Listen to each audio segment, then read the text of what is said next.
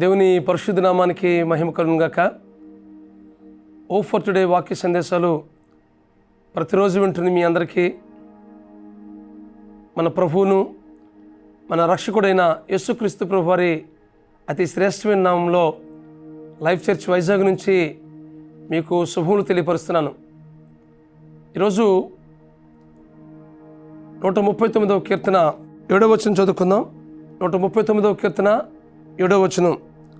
నీ ఆత్మ యొద్ద నుండి నేను ఎక్కడికి పోవదును, నీ సన్నిధి నుండి నేను ఎక్కడికి పారిపోదును. ఈ మాటలు దావీదు మహారాజు రాస్తున్న మాటలు ఇవి. నీ ఆత్మ యొద్ద నుండి నేను ఎక్కడికి పోవదును, నీ సన్నిధి నుండి నేను ఎక్కడికి పారిపోదును అంటున్నాడు. ఆయన సన్నిధి నుండి మనం ఎక్కడికి పోలేం. ఎందుకంటే ఎక్కడికి వెళ్ళినా అక్కడ దేవుని సన్నిధి ఉంటుంది. దేవుని దృష్టి మన మీద ఉంటుంది. ఆయనకు మరుగైంది ఏదీ లేదు. ఒక దినాన యోనాతో దేవుడు మాట్లాడాడు. యోనా, నువ్వు నినివే పట్టణానికి వెళ్ళు. ఆ పట్టణంలో ప్రజలు చాలా గవర్నమెంట్ వంటి కార్యం చేశారు. నా దృష్టికి గవర్నమెంట్ వంటి కార్యం చేశారు వాళ్ళు. కాబట్టి వారి దుర్గతి నువ్వు వెళ్ళి చెప్పు అని యోనాకు దేవుడు చెప్తే, యోనా నినివేకి వెళ్ళకుండా యుప్పోకి వెళ్ళి అక్కడ తర్షీషుకు వెళ్ళిపోతావు అన్నాడు. దేవుని సన్నిధి నుండి పారిపోవాలని నినివేకి వెళ్ళకుండా తర్షీషుకు పారిపోతావు అన్నాడు.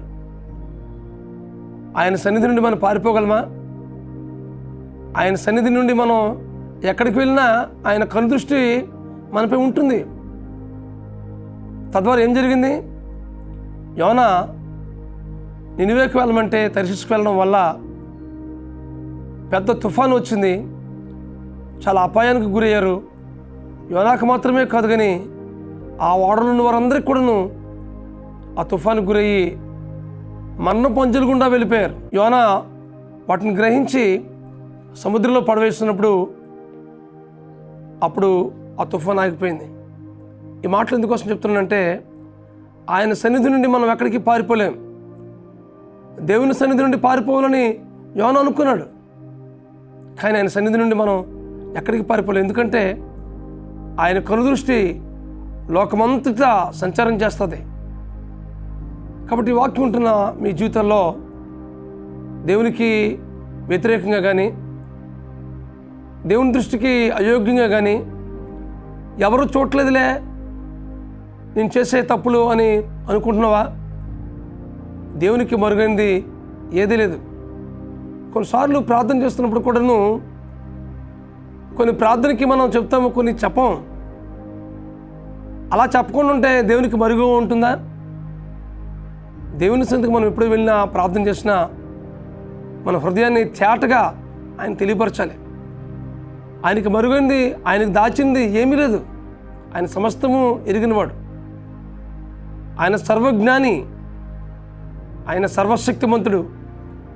కాబట్టి మన జీవితాన్ని పరిపూర్ణంగా ప్రభువుకి సమర్పించుకుని ఏమైనా దేవునికి అయోగ్యమైనవి కానీ దేవునికి ఆయాస్కరమైనవి కానీ ఏదైనా ఉన్నట్లయితే ప్రభువుకి అప్పగించండి. వాటన్నిటి నుంచి విడిపించి నీ జీవితంలో నూతన కార్యాలు చేయడానికి దేవుడు ఇష్టపడుతున్నాడు. యోనా అనుకున్నాడు దేవుని సన్నిధి పారిపోవాలని, కానీ దేవుని సన్నిధి నుండి తప్పించుకోలేదు. నీ ఆత్మ యొద్ద నుండి నేను ఎక్కడికి పారిపోదును, నీ సన్నిధి నుండి నేను ఎక్కడికి వెళ్ళిపోతాను అని అంటున్నాడు. కాబట్టి ఆయన సన్నిధి నుండి మనం ఎక్కడికి వెళ్ళిపోలేం. ఈ సత్యాన్ని మీరు గ్రహించవలసిందిగా ప్రేమపూర్వకంగా మీకు మనవి చేస్తున్నాను. ప్రభు సన్నిధిలో ఏ స్థితిలో మనం ఉన్నామో ఆ స్థితి అంతటిని ప్రభు సన్నిధిలో మనం ఒప్పుకుందాం. ఏ దోషపూరితమైన స్థితి మన జీవితంలో ఉందో వాటన్నిటినీ పశ్చాత్తాపం హృదయంతో దేవుని సన్నిధిలో ఒప్పుకున్నట్లయితే ఆ స్థితి అంతటిని చూడిపిస్తాడు. నీ జీవితంలో నూతన కార్యం చేస్తాడు. నీ జీవితంలో గొప్ప కార్యాలు చేస్తాడు. ఆయన సన్నిధి నుండి మనం ఎక్కడికి పారిపోలేం. ఆయన సన్నిధి మనం ఎక్కడికి వెళ్ళినా అక్కడ ఉంటుంది. కాబట్టి మన జీవితాన్ని పరిపూర్ణంగా ప్రభువుకి అప్పగిద్దాం. తద్వారా మనకు ఇవ్వబోతున్న ప్రతి ఆశీర్వాదాన్ని, ప్రతి వాగ్దానాన్ని స్వతంత్రించుకుంటూ ఆయన కనుసైగులో బ్రతుకుదాం. అటు కృప పరిశుద్ధాత్మ దేవుడు మీకు అనుగ్రహించి నడిపించును గాక. ప్రార్థన చేసుకుందాం. ప్రేమగల మా తండ్రి, పరిశుద్ధుడైన ప్రభువా, ఈ పరిశుద్ధమైన నామానికి స్తోత్రాలు.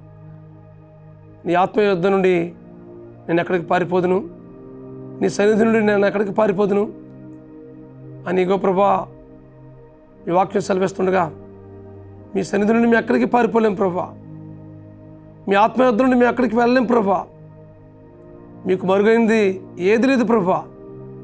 మా జీవితంలో ఏదైతేనైనా ఆయాస్కరం స్థితి కానీ మా జీవితంలో ఏదైతే ఉందో వాటన్నింటినీ మీ సన్నిధిలో ఒప్పుకొని విడిచిపెడుతున్నాం ప్రభా.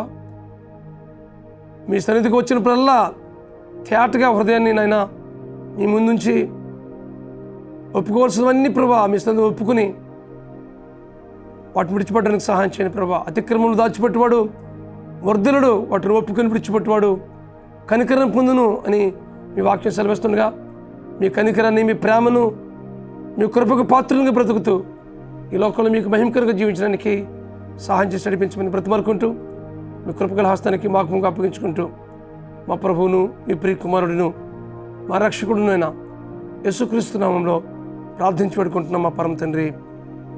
Amen, amen, amen. ఆయన సన్నిధి నిత్యము మీకు తోడుగా ఉండి నడిపించును గాక. God bless you friends. Have a wonderful day.